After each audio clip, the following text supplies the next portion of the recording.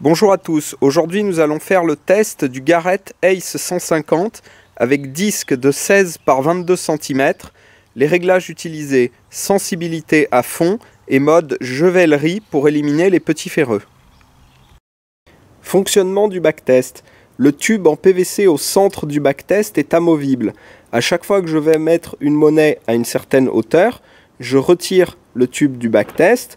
Pour placer la monnaie à la hauteur désirée, j'utilise des cales en bois. Je vous en ai mis quelques exemples sur le côté du backtest. Et ensuite, je finis de remplir le tube avec de la terre et je le remets au centre du backtest.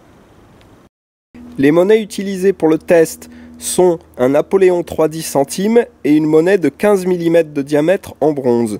Elles sont scotchées sur des supports en carton pour être sûr qu'à chaque fois, elles se trouvent bien au centre du tube.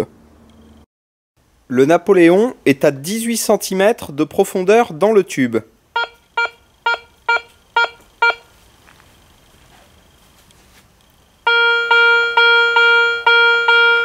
Comme vous le voyez, il est parfaitement détecté. Le Napoléon est maintenant à 19 cm de profondeur.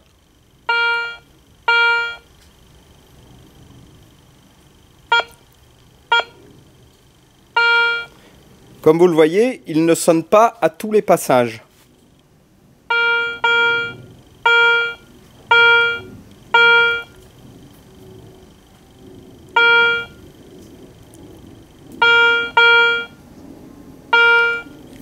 Comme vous le voyez, il sonne à certains passages et pas à d'autres, donc on considère qu'il n'est pas bien détecté à 19 cm. La monnaie de 15 mm est à 10 cm de profondeur.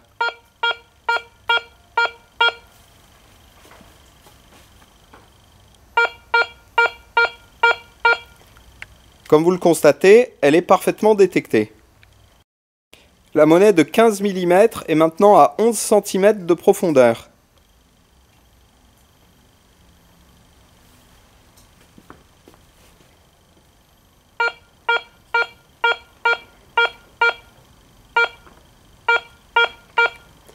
Comme vous le constatez, elle n'est détectée que d'un côté, donc nous allons considérer qu'elle n'est pas détectée à 11 cm.